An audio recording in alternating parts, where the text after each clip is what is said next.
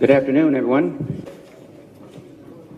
Welcome, everyone, to this forum for the candidates seeking the position of Chancellor, 7th District, which is Anderson County, sponsored by the League of Women Voters of Oak Ridge. My name is Pat Bryan. I will be moderating this forum. I would first like to thank the League members who made this possible, including Carolyn DuBois, our League President, and Marianne Reeves, who planned this event, and many others who assisted here today and who helped publicize it. The selection of Chancellor is typically made through a county general election, not appointed by the governor or a commission.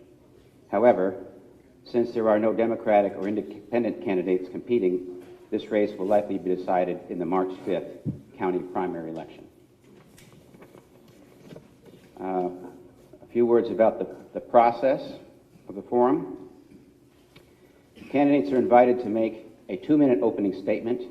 League timekeepers will signal at 30 seconds before each statement is to end and raise a stop card at the end of allotted time. Pre-sent questions will be asked first, and we have 2 of those. Questions from the audience will be collected during this time. Questions from the audience must be written on the provided cards. Questions may not be directed at a specific candidate. Only non-personal, issue-oriented questions will be allowed. All questions will be vetted. Each candidate will be allowed 1.5 minutes to answer. If the question can be answered in less time, the candidate may discuss an issue of their choice in the time remaining. The process for candidate forum does not allow responses by one candidate to include questions or comments directed toward another candidate.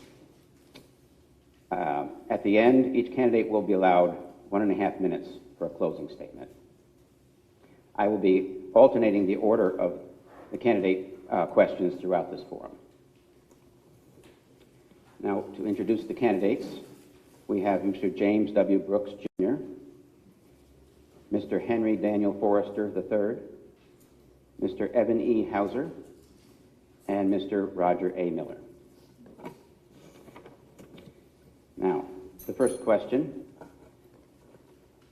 Please explain briefly the duties of the Chancellor Judge and explain your past experience that makes you the best choice for this position. And we'll start with Mr. Brooks and just go that direction. Yes. Opening remarks.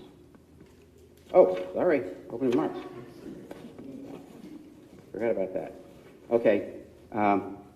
So each candidate will be allowed 2 minutes for opening statements, and again, we'll start with Mr. Brooks.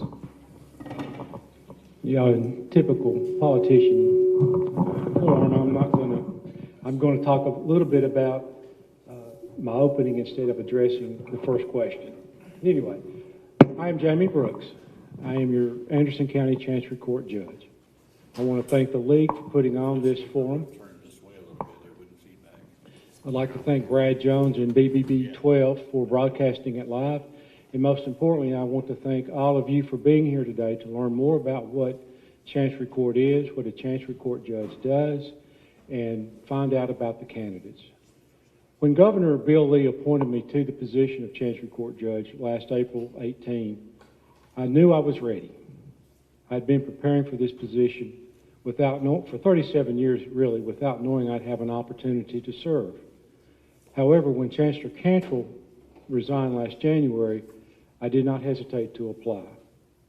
We'll talk a little bit more about my background when we get into the first question, but I will tell you a little bit of my history. I graduated from Trevecca Nazarene University in 1982, applied to and was accepted at the University of Tennessee College of Law. I graduated in 1985 and immediately went to work with James Frank Wilson, who's here today, in Wartburg, Tennessee. That's where our office was located, firm of Wilson and Brooks, PC. I continued to practice solo after James Frank retired in 2016, but I wasn't alone. We had an excellent staff that remained with us for 30 years. Now, my wife and I have been married 40 years. Carol, and she's my best friend. We live here on the east end of Oak Ridge. We chose Oak Ridge as the place to live because we fell in love with East Tennessee when I was in school. We We've been here since 1987, raised our son here. He attended school here. We vote here. We pay taxes here. We attend church here. We're basically rooted, invested in the community. And with that, I'll yield my time because it's up. Mr. Forster?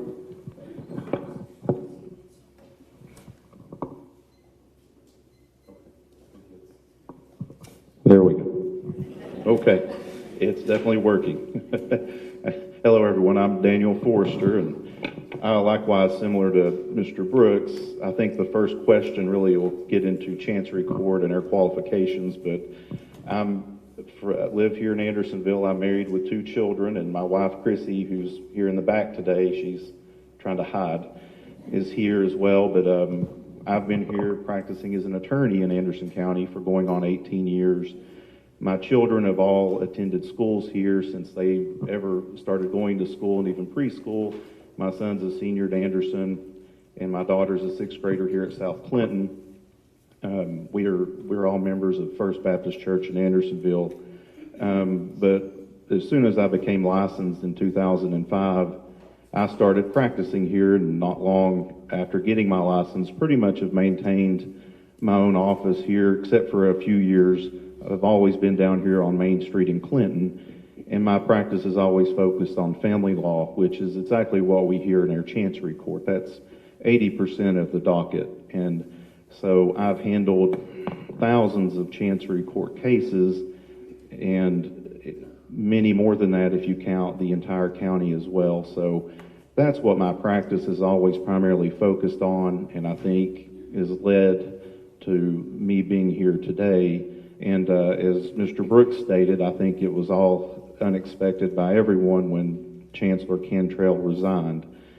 But she did, and thus here we are. And again, I want to thank the Women's League of Voters for hosting this. I think it's great. It gives the candidates an opportunity, and for everyone out here to get a chance to see us firsthand and hear us all talk about the Chancery Court here today. And again, thank you all for being here and hosting us this morning.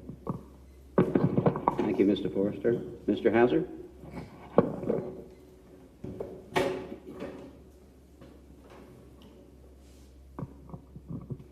Again, thank you for having us here today. My name is Evan Hauser.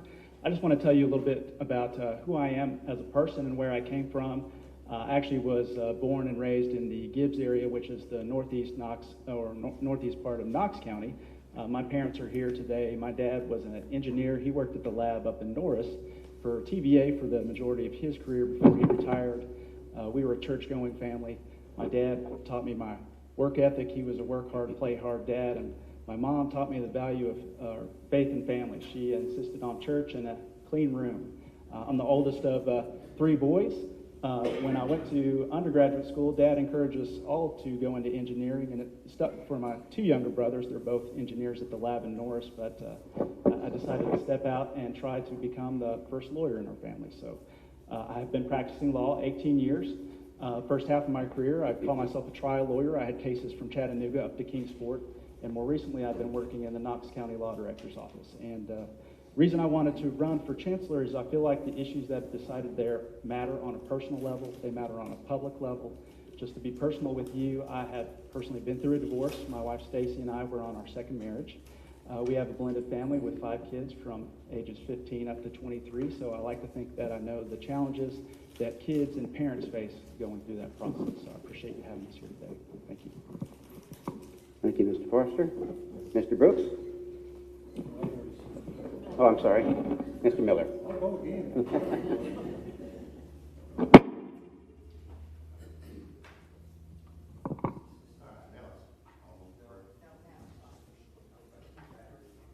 There I went. Okay, we're here. All right, my name is Roger Miller. I won't go through everything, give you a little bit of history of me, the ones that don't know me in here, and some of you don't, some of you may know some of this. I feel like I've repeated, and don't want to be redundant with that, but I am a pretty much lifelong in Anderson County, as though I told somebody I was actually born in the town of Clinton because my mom and dad lived in Lake City, or Rocky Top now, and couldn't make it to Oak Ridge, so they had to stop at a clinic there at Clinton, and birth was given there in Clinton at the Smith Clinic. So that being said, we were in Lake City. We came to Oak Ridge, lived there for a little while. My dad went to work for the post office here in Oak Ridge, carried mail out here for years and years to the citizens of Oak Ridge. My grandfather retired from the city of Oak Ridge. My uncle also worked for the city of Oak Ridge. My grandparents opened a restaurant here in Oak Ridge called Village Restaurant years ago, but it was in the flat area down there. A lot of you probably don't even remember that time. The village had moved since then.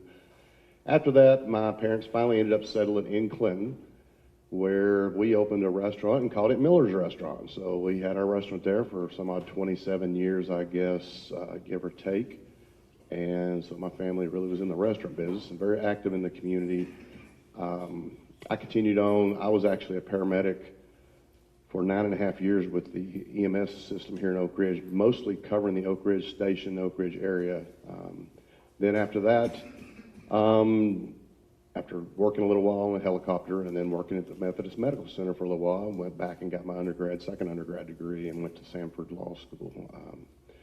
Finished that up, practiced here in Anderson County for several years. Been in legal field for 25 years or so now. Served as General Sessions Court judge from 14 to 2022. Division 2, which was here in Oak Ridge, the court was located, and it looks like my time is already up. So hopefully we'll get into more in just a little bit, but thank you all for coming. Appreciate you. Okay, now it's time for...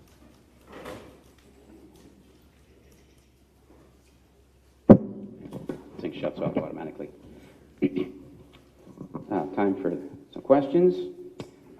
First question is, please explain briefly the duties of the Chancellor Judge and explain your past experience that makes you the best choice for this position. And we'll begin with Mr. Hauser.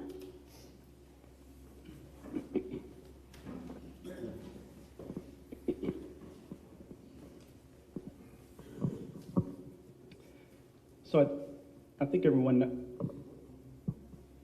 I think so. Can you hear me? Everybody hear me okay? So Chancery Court here in Anderson County is a court of general jurisdiction. It handles 80% of the docket is family law cases. And after that, it's a variety of probate cases, wills and estate cases, boundary disputes, property disputes, and the court also tends to land the kinds of cases involving the government that the public has an interest in being decided correctly. As far as my personal experience, like I said, I've been practicing law 18 years. When I first started, I started with a small firm actually in Sevier County. First day I walked into work after passing the bar, my handling attorney handed me a stack of files and said, go get in court. So I started out in General Sessions Court. I have practiced in Chancery Court and Circuit Courts. We had a real estate practice. We did a lot of construction litigation, real estate litigation, and contracts. That's also when I started handling family cases. So I handled divorces, and I did handle child custody issues. From there, I went to work with a firm with Mike Mullenauer and Jeff Taylor. It's an insurance defense firm. I did a variety of premise liability cases and workers' compensation cases. Also handled a great deal of juvenile court cases at that time. I had my own practice. When I went to work for the county, in that role, I've been primarily handling the county's workers' compensation division. We administer claims on behalf of the county, and I advise risk management on a number of other employment law-related cases and general liability cases, what we call them. Thank you, Mr. Hauser. Mr. Forster?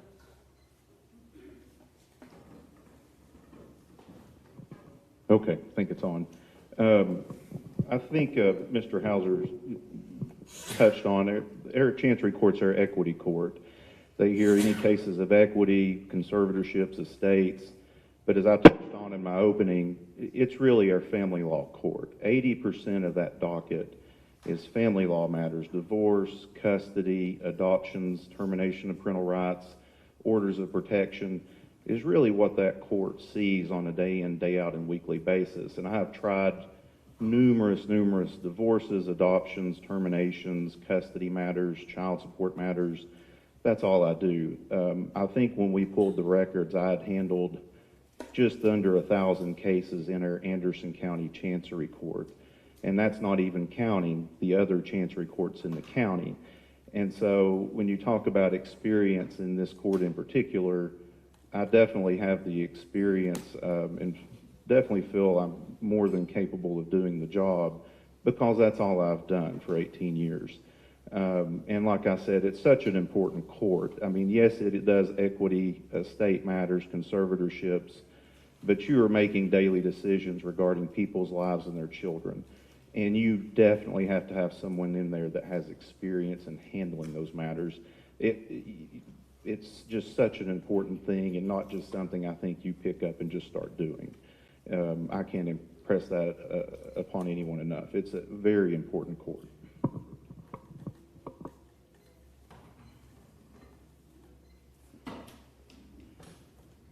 Thank you, Mr. Forrester.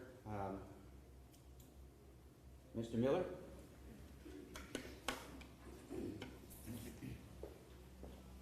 All right, well, Mr. Forrester and Mr. Hauser have already touched on a lot of what Chancery Court is. Again, it's a court of equity. It goes back, we'll go back to history, back to Old English law. Actually, I believe there's only like 6 states in the country that actually still use the Chancery Courts as far as title. So it's something Tennessee has held on to for that purpose. It is a court that in other words, it tries to find answers that may not be black and white in the law sometimes. And it does do a variety of family law matters. Again, I've been practicing in the legal field 25 years. Most of that doing family law. And a matter of fact, since I left the bench in 2022, the General Sessions Court, of 8 years of being in the judiciary, I have actually been managing or the director of legal operations for a firm which Nashville office. We have 5 offices now, I think 4 or 5 offices. I can't remember. We opened a new one up in Elizabethton.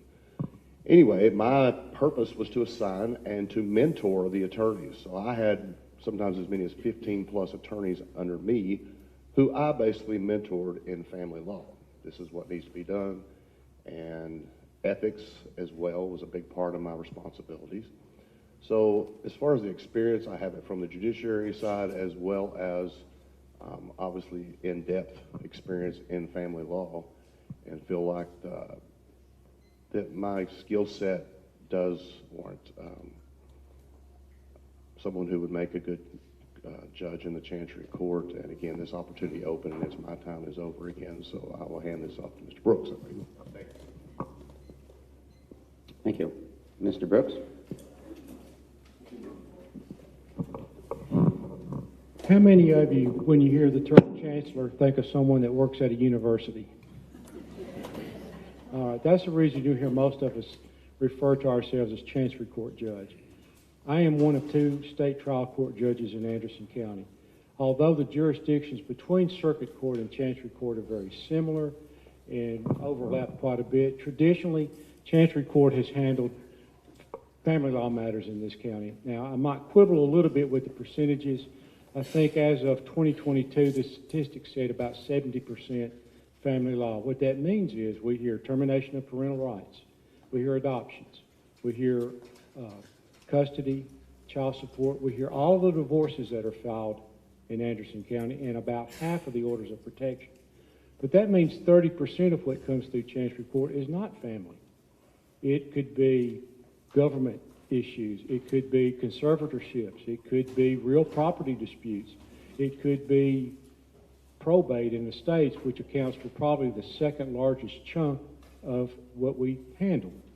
Now, I've practiced for 37 years traditional Chancery Court matters. I am seasoned and experienced in that. That's what I've done. And I've done it in Anderson County, Scott County, Morgan County, and all around. We all went through the appointment process. We all wanted the governor's appointment to this position. So if you want to find out more about us, you can look at our applications. They're online, and I can give you a link. And you can also look at the interviews, which are on YouTube. Thank you, Mr. Brooks. Next question. Since the Chancellor Judge hears the most private and personal cases in the lives of their constituents, what personal qualities are necessary for judges to possess to serve as an effective, impartial jurist? How would you evaluate your performance as an impartial judge? And we'll begin with Mr. Forrester. Well, I think clearly for any judge, you absolutely need to treat everyone that comes before you with respect and treat everyone fairly. You know, it's a very stressful time anytime you have to go to court, but your job as a judge, I think, is to definitely treat everyone with the utmost respect. And again, the majority of the cases you're dealing with are people that are in there for sensitive issues such as family, estates where maybe someone's passed away, or a conservatorship where maybe there's a relative with competency issues. And so, the utmost, first, treat them with respect. Secondly, of course, everyone should be treated fairly and be entitled to fair rulings regardless of race, creed, or gender. And as far as, I guess, what would be the meter to tell how you're doing, that's an interesting question. You know, I would, of course, always listen to the bar and the other attorneys to hopefully tell you how things are going and how things are progressing in the court. And of course, you know, I think you could also base that on the number of appeals. If you're not ruling correctly, you're going to get corrected. But I think rule number one would be, like I said, everyone gets treated fairly and respectfully.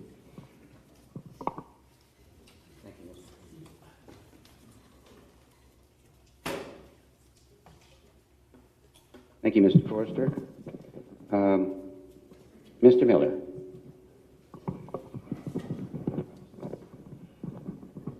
All right, let me try to remember exactly the question.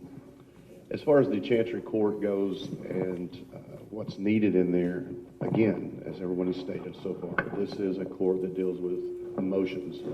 I'm not sure that criminal law has the emotions that rise and that come to surface during a custody case, a case where children are involved, a case where your money's involved lots of times in divorce cases. And again, there's the other cases that Mr. Brooks has stated beyond the family law matters.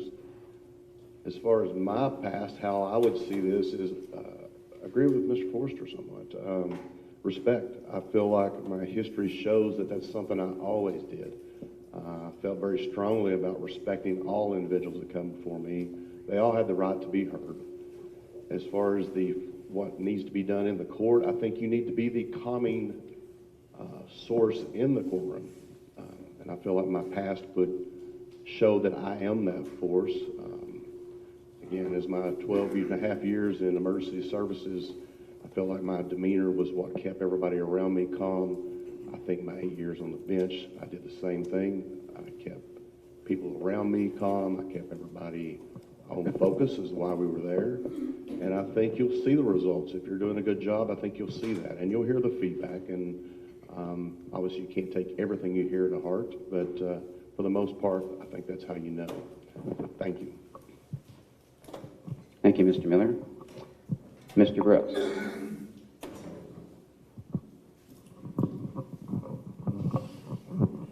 One thing I wanted to add, Chancery Court is decisions made by the judge. We don't have a jury typically, which is very important in response to the second question. We handle these private and personal matters, which I call matters of the heart. Now, over the years I've been in practice, I've learned. Yeah. I have, being left-handed makes it a little difficult. Okay. I have, over the years I've been in practice, I have, I believe, developed listening skills, empathy, patience with clients. I think the patience translates to a good demeanor on the bench, but I cannot tell you folks how many times I've had someone come in to talk about a divorce and their concern over what's going to happen with their child, what's going to happen with their financial future. Yeah, it's very, very personal to them. I have met with and prepared wills for hundreds of folks, many of which have just gotten a terminal illness diagnosis. You know, that's very emotional, very personal to them. I'm guided, I think, as far as checking myself by the preamble to the judicial code, which says the judiciary in Tennessee is built on an independent, well, I'll just trust my handy note here, independent, fair, and impartial judiciary, which is indispensable, composed of competent men and women of integrity. And that is my mantra. Thank you. Thank you, Mr. Brooks. Mr. Hauser.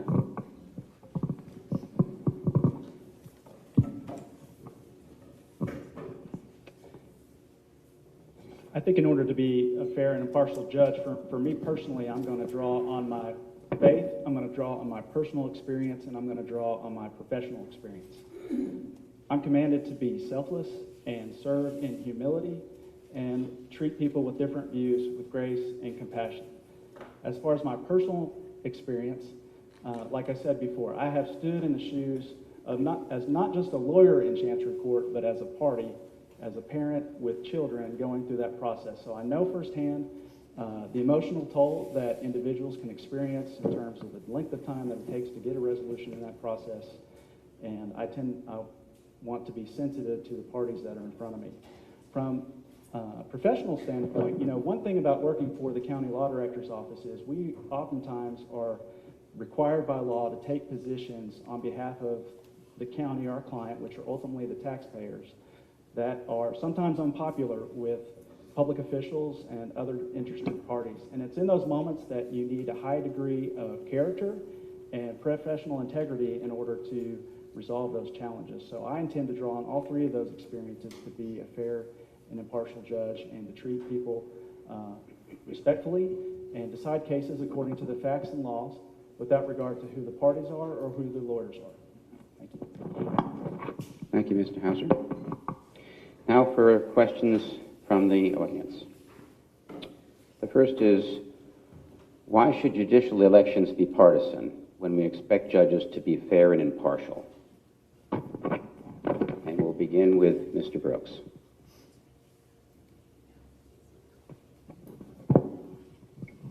Well, unfortunately, the legislature has dictated the partisan part of the election process. But that being said, a judge is nonpartisan. We don't have a court for one party or the other party or a party of independence. We have a court, and that court serves all of Anderson County. That court serves Anderson County residents without discrimination. My pledge in the way I operate in court is I'm going to listen courteously. I'm going to give everyone an opportunity to have their say. I'm going to ponder, or I'm going to make my decision soberly, somberly, and with great thought. Listen to the facts, and at the end of the day, I'm going to follow the law. I'm not going to make up the law. I'm simply going to follow the law, and that doesn't matter who's in front of me. Thank you, Mr. Brooks. Mr. Hauser.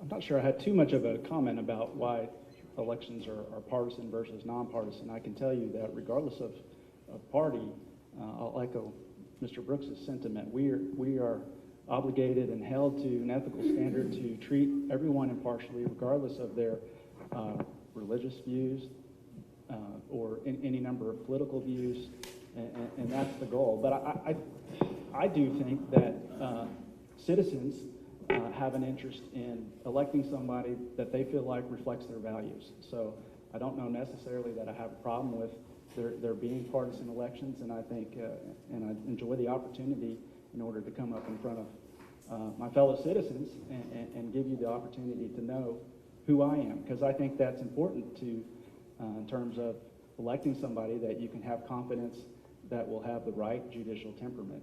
And yeah, thank you. Thank you, Mr. Forrester, or excuse me, Mr. Hauser.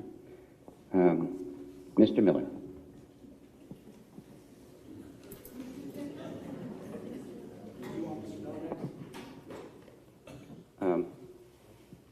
Yeah, Mr. Miller. I'm trying to mix it up each time, so Thank you. be fair. Thank you. As far as my feelings on the question, I don't know. The only answer I would give at this point is that I'm not sure what the better option would be, because I've seen when judges, and some are appointed, whether it's city judges, appellate court judges, etc. I think politics still gets involved in it. It's what I'm getting at. Appointments are just as political to me as non-appointed ones.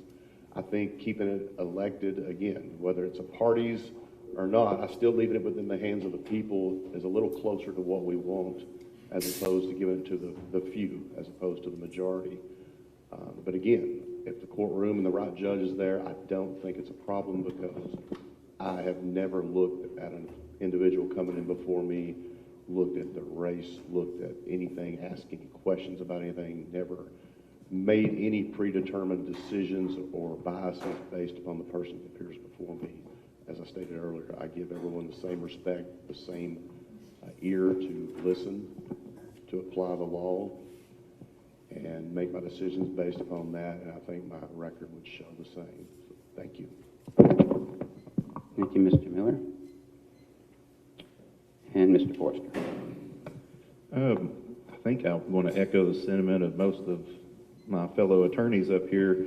I'm not sure if there is a better system. I know that's the system we have in Tennessee. But I kind of agree with Mr. Miller. You know, at least you have some party involvement, and the people get to choose who you want for your elected official, or in this case, a judge. You know, there's certain judges that are appointed for life. I think most of us would be much more comfortable knowing we can select our judges, and that we don't have someone from Washington or Nashville or places that don't have anything to do with us picking people that are going to hear cases for us. And so while it's not the best, at the end of the day, I think what's important for the judge, whether he was a Republican or whatever party, once you put on those robes, you follow the law and you hear all cases fairly and impartially. And at the end of the day, that's what we hope for from all of our judges. And that's what I would do. I think, you know, whenever you're in that courtroom, it does not matter race, creed, or gender. Our job is to follow the law and to rule according to the law. We're not to write the law or change the law. Our job is to follow the law. Thank you, Mr. Forster. It seems like we're getting a lot of questions that are sort of partisan related. I guess because it's not a good idea to ask judges if their particular philosophy on certain things, I guess. But what aspect of your judicial philosophy or professional experience, do you believe aligned with the values or concerns that may be particularly important to all voters, including those identified as Democrats? And we'll start with Mr. Miller.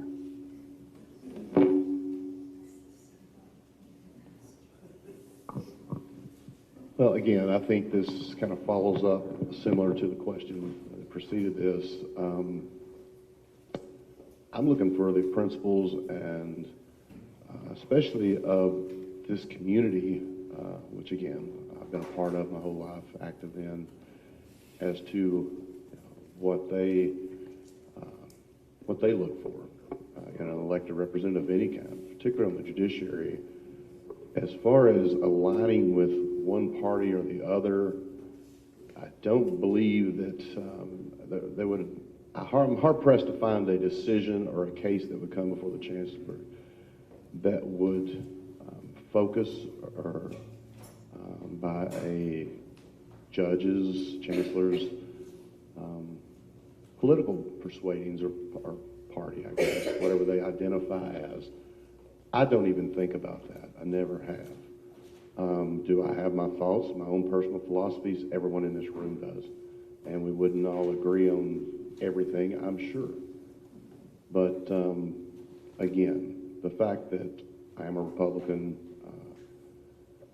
does not change how I see everyone. I'm willing to listen to everyone. I'm willing to hear everyone. And there would be no decisions made based on party thoughts or party persuasions or what is thought to be the direction of that party or what they would want me to do, and I can assure you that would never happen. Thank you, Mr. Miller. Mr. Forrester? Will you reread the question? The first time Sure. I read, I didn't quite catch all of it. What aspects of your judicial philosophy or professional experience do you believe align with the values or concerns that may be particularly important to all voters, including those identified as Democrats? And I feel like I probably touched on this when I was answering the question about partisan elections. I think especially, and again, I can't reiterate enough, your job, I think, as a judge is once you're in the courtroom, you set aside those types of things and you hear the parties before you and the facts and apply the law. I think that's what we should hope for in every judge, whether that judge was a Democrat or a Republican. I mean, we want a fair and impartial person to listen to the facts, listen to the parties, and make the best decision they can according to the law. And so I don't know that philosophically, you know, obviously there's philosophical beliefs with Republicans that are not the same as Democrats. But I think at the end of the day, the job as a judge is to make the same rulings regardless of the parties in front of them. And so I don't really have anything else to add at this point. I don't think I've used all my time, but I just don't think I can reiterate that enough. You know, and again, we run partisan elections, but once those are over, our job is to decide cases fairly and equitably for everyone. Thank you, Mr. Forrester. Mr. Brooks?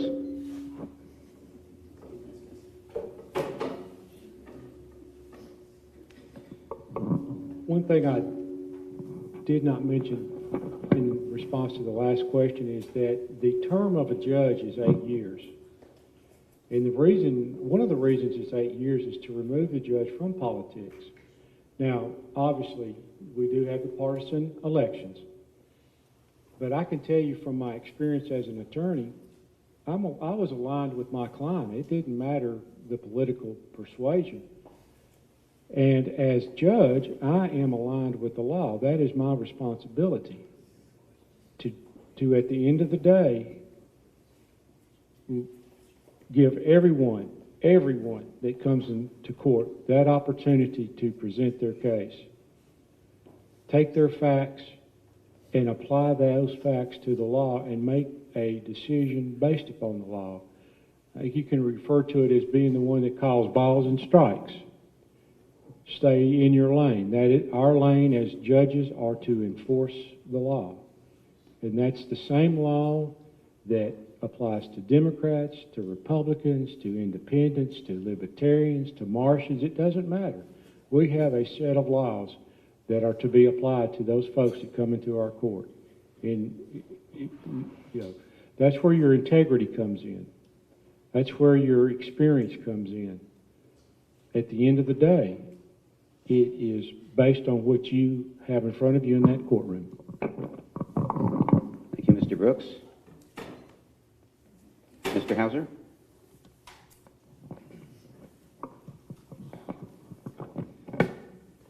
I think on a personal level, I'll echo my comments.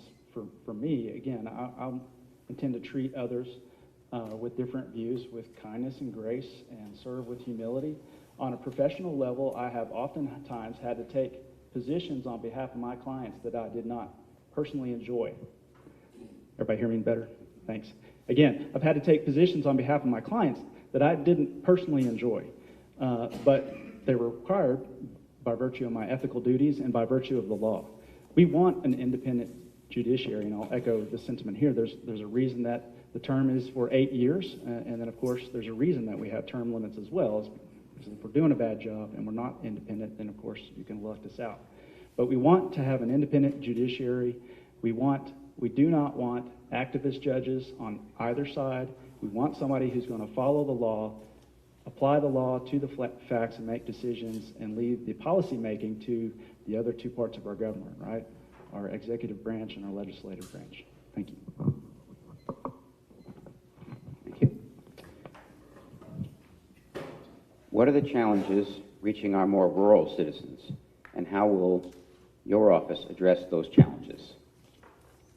And we'll begin with Mr. Hauser.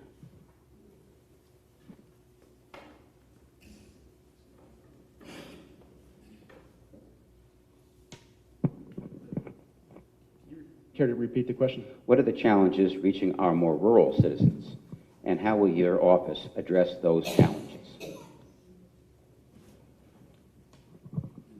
You know, one of the questions that we got when we were going through the selection process is justice blind, right? Is the law blind? And we all want to say, yes, we want to follow the law and apply it fairly to the parties regardless of class, race, and regardless of who those individuals are. On a personal experience, I've worked with another ministry where I help folks, individuals in recovery, and they're out in a program. They're trying to make an honest go of life. And when you're working with these men, you find out that they might owe child support in 3 counties.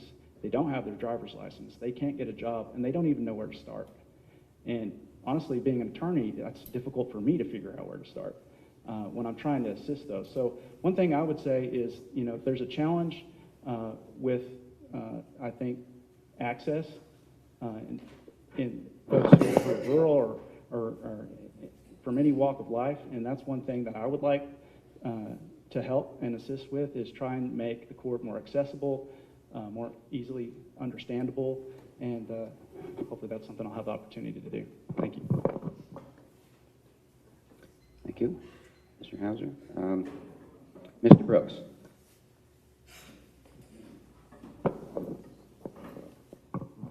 That's a good question. Because my office was in Wartburg, I'm familiar with the challenges rural clients face. One of those challenges is generally underserved by attorneys, and I'm not sure how you remedy that, but there is a need for good attorneys in the rural areas.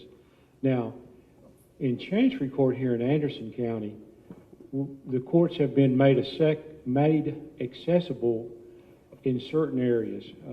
We have a good number of pro se litigants who have filed divorces.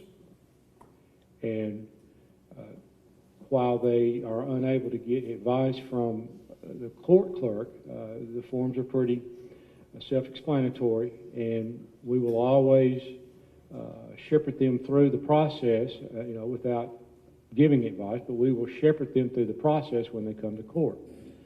Now, if you're familiar with orders of protection, which we get about half of them that are filed in this county, they're most always pro se. And so there is an opportunity for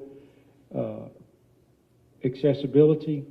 And another thing that's coming, and when it can be worked out where it is available to all folks, is going to be electronic filing, which will help make the courts more accessible to everyone.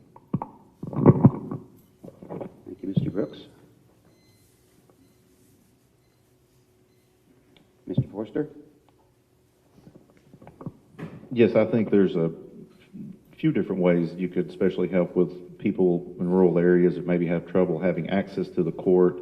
One of which, as we learned through COVID, is of course by Zoom. If you have people that are limited and can't get to your court, nowadays a lot of judges, we do hearings by Zoom, where a person, if they have Wi-Fi at their home, which most everyone with a cell phone has nowadays, you can log in on your phone and attend court. And we've learned that through COVID, and it's something now that I think is still can be used, and we use here and there as we have people that have issues traveling. The second thing would be to improve also access to the courts. I agree with Mr. Brooks. There are some procedures in place, and I somewhat will disagree with him on the divorce forms. We have forms. They are not, to me, they're horrible. I've looked at them and people bring them to me, and I just like throw them in the trash and say, look, let me do this for you. They're complicated, and they only cover certain instances of divorce. If you have property issues or retirement, you can't use those forms. And so they are useful, but they don't cover every situation. So there would be a number of different ways, including electronic filing as well, but there could be other ways to increase people's access to the courts and make it easier for people, especially people with limited income and resources. Thank you, Mr. Forster. Mr. Miller?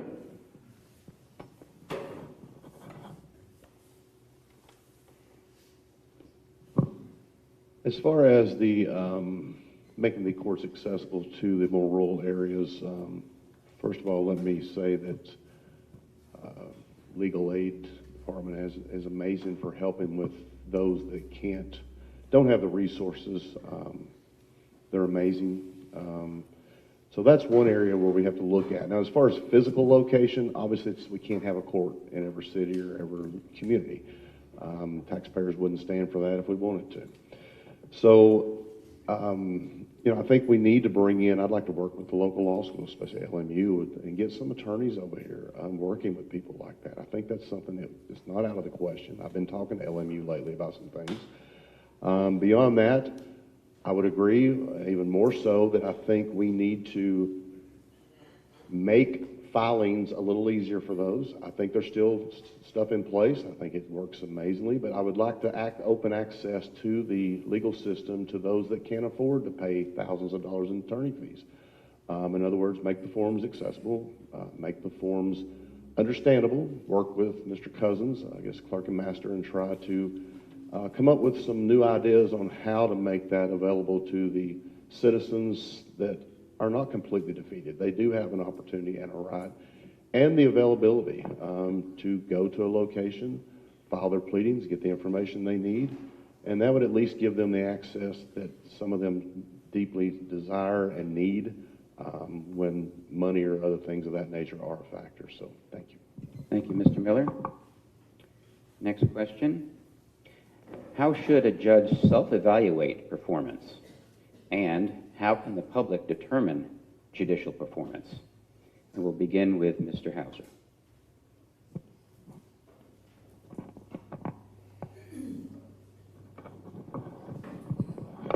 Well, we alluded on this a little bit in terms of evaluating performance. If we're doing a bad job, then obviously you can elect somebody else at the next go-around. For me personally, as we mentioned before, 80% of the cases that we are going to handle are going to be cases where we are asked to decide the best interests of the children involved between two parties who have decided to divorce. And so for me, I'm going to evaluate myself as best I can at night. If I can go home and sleep on the pillow and know that I've made a good decision and to set those children up as best they can under the circumstances, then I'm not going to worry too much about how the parents feel about it. And for me, that's going to be how I self-evaluate on a daily basis. Thank you.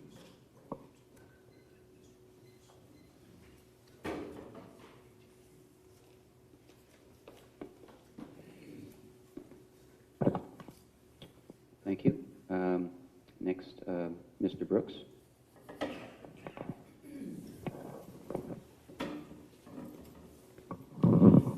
And I alluded to the evaluation process earlier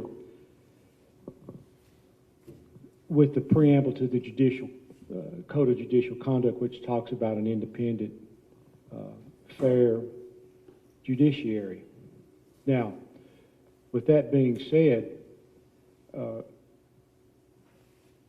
I'm going to go back on my experience in handling cases over the years, and the fact that I believe I've learned to listen carefully and closely to what people say. Now, at the end of the day, some of it's going to be, when I look at the mirror, am I able to live with the decision I made? Because there are tough decisions that are made in Chancery Court, as in all courts. But I have the experience, the competence, which comes from preparation. Always be prepared for the case. And if the public may not know this, that there is a complaint process. There are ways to check the effectiveness of judges by the AOC, the Administrative Office of the Courts. It also keeps information on us. Thank you, Mr. Brooks.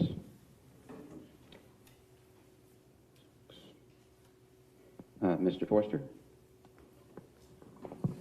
Yes, that's an interesting question because once you're elected, you're in there for the end of the term, which in this case would be 6 years. And I think this is where your relationship with your local attorneys and the other judges really comes into play. Because people talk. When you get out of court, they're going to talk with other attorneys, the judges are going to hear things, and that's where it pays to have good relationships with the attorneys in your area, which I do. And so one of the things I would do is hopefully talk to them and find out, and if there's something I'm not doing correctly or something you're getting wrong, you want to know. I think that's important in a way to self-correct, because what you will find with most attorneys, I feel, they just want a good, fair, and impartial judge that treats everyone the same as well. It's very easy as an attorney, I know, practicing. I love when I have a judge that I know how he's going to rule on a certain set of facts because I can advise my client. And so that's one of the ways you can self-correct. I think other than that, you know, unfortunately, as Mr. Hauser said, you know, you may not find out until your term is up and then you get voted out because the general public is fed up with you. So I would think it's very important to at least have your ear, so to speak, in the courthouse and be listening to what people are saying. And hopefully people are saying, I really like Mr., you know, in this case, if I was elected Judge Forster, he's doing a great job. He treated me fairly. I felt he made a fair ruling on my case. Those are the things you hope you're hearing. I'm out of time. Thank you. Thank you, Mr. Forster. Mr. Miller? Well, in the Chancery Court, I guess the ultimate statement of you did the wrong thing would be if you get appealed to the Court of Appeals and get struck down. That's a clear sign that at least they felt like you made the wrong decision. Other than that, I feel the same as I did when I previously served as Sessions Court judge, is that if I could go home at night and lay down, clean mind, clean heart, that I did the best I could do on what I was given and not have a second thought or doubt about it, then I felt like I did a good job. I felt like that I was where I needed to be. And I can honestly say I don't think I ever was not able to do that during the time I was on the bench. Would some people disagree with my decisions? I'm sure, especially the losing party. They always will. But for the most part, people felt like they were heard and a decision was made for the right reasons and everything was taken into consideration. So that's how I would basically judge how I do. As long as I can lay down, it's between my faith, the way I was raised, integrity, whatever you want to describe it as. But anyway, if I can lay down at peace with it, then I feel like that I have made the right decision and I'm good with it. So thank you. Thank you, Mr. Miller. I believe we have time for one more question and then closing remarks. The final question is, how would you handle family cases which involve LGBTQ aspects? And we'll begin with Mr. Forrester.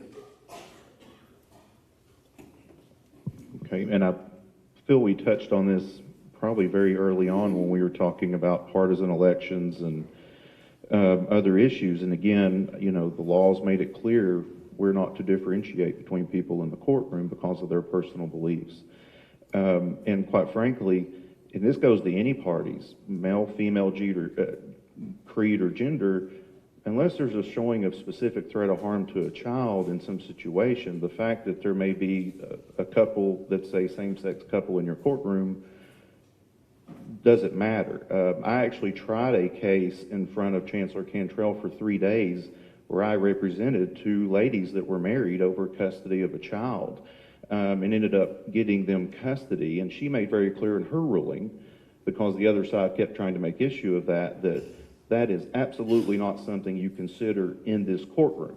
And that's absolutely the way I would be with it too. Unless there's something else going on where a party is doing something harmful to a child, their beliefs in that in whatever they may be does not come into play in the courtroom. Absolutely not. And that's definitely where I would stand as a judge on that issue. Thank you, Mr. Forrester. Mr. Miller? Well, I believe everybody would probably state the same thing, that that would not have any bearing on the, I would hope, on the decisions that are made in the Chancery Court or any other court. The law pretty much now is that, again, it has to do with the child. It's what's in the best interest, and whether there's harm, etc. That could be any, doesn't have to be the LGBTQ community. It could be any other communities for that matter. Outside that, you still look at the same factors. You're going to consider those same factors. And I can assure you, my firm that I have been, again, managing, have handled plenty of cases involving such cases.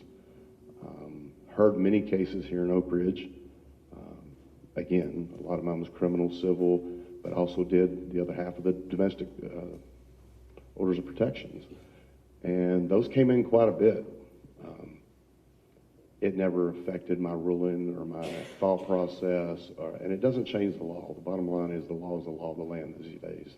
And that's what I will take oath to follow as I have previously. So, thank you. Thank you, Mr. Miller. Mr. Brooks?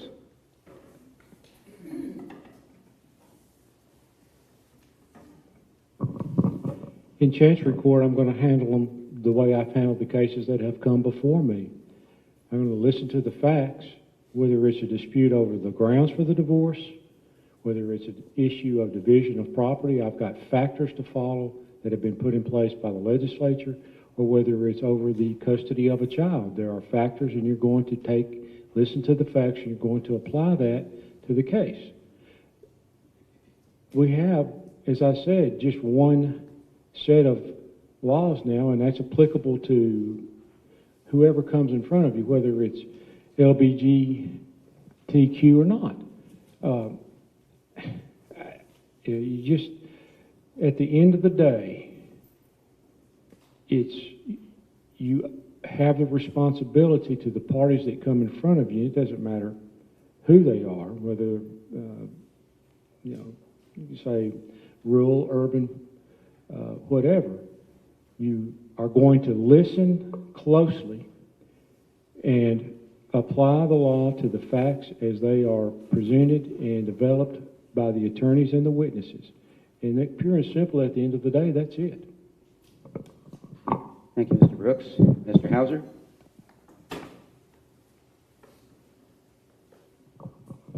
Yes, I don't think I can say it any better or differently than how the other candidates have said it. The role of the trial court is to follow the law. We're going to decide cases based on the relevant factors applicable within the law set by the state legislature, regardless of who the parties are, what their background is, what their orientation is, and move forward. So. Thank you, Mr. Hauser. Now we'll have 1.5 minute closing statements from each of you, and we'll begin with Mr. Miller.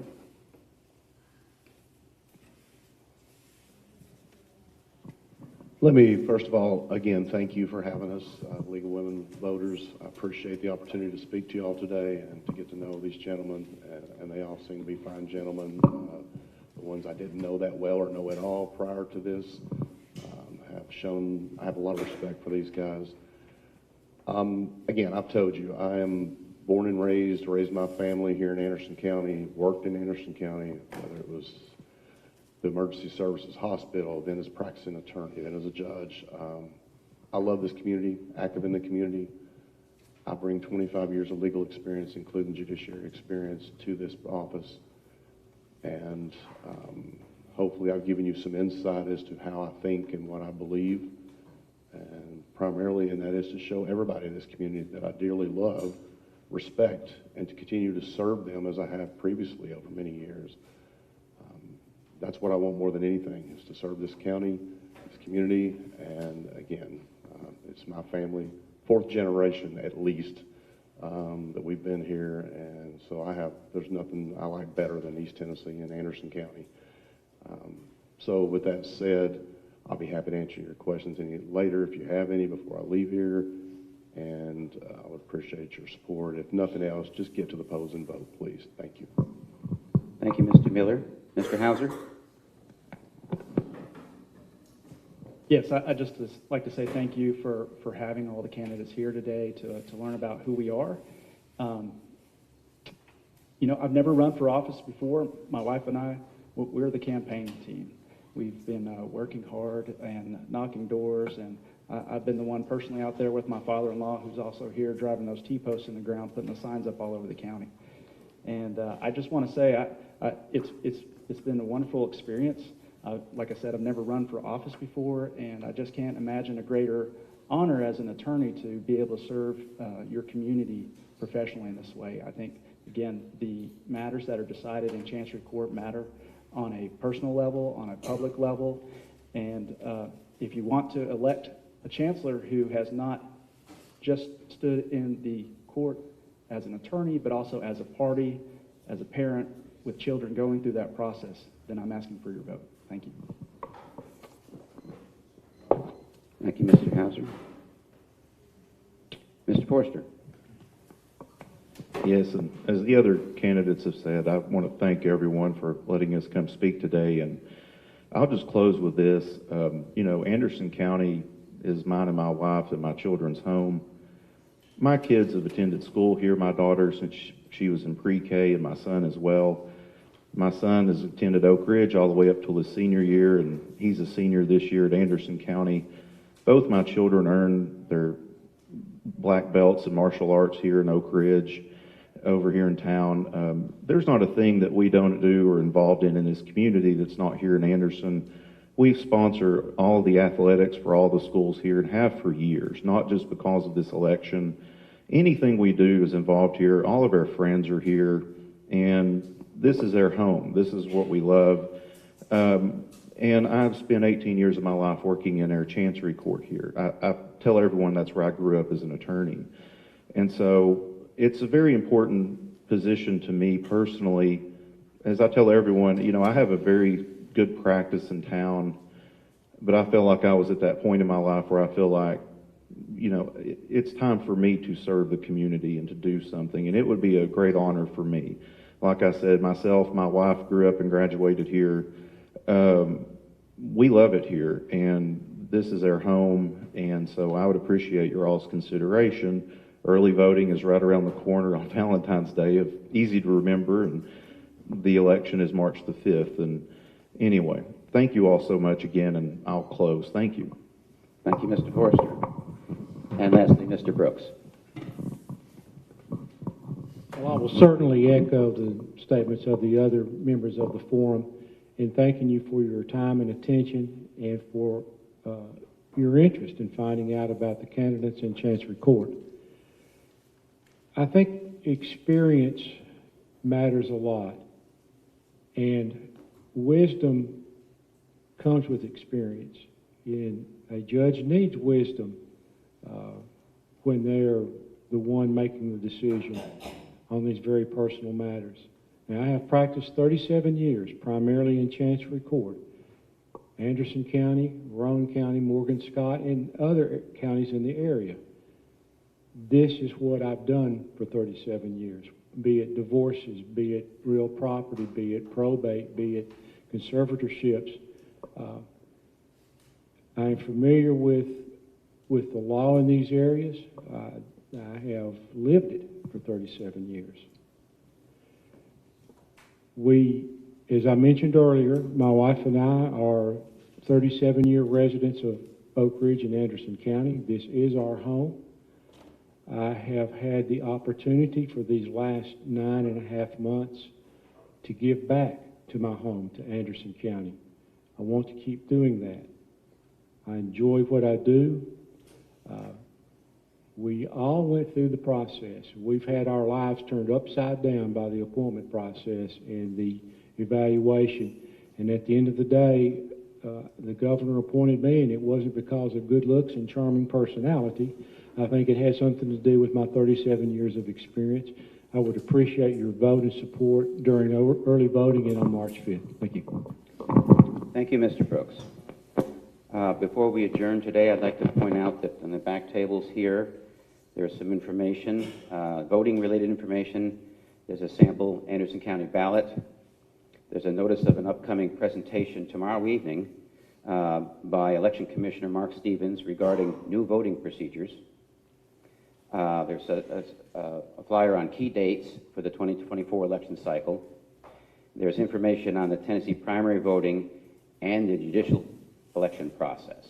And there's also information brought by the candidates. I'd like to thank you all for coming. I'd like to thank the candidates for being here and doing such a good job. And that's it. Thank you.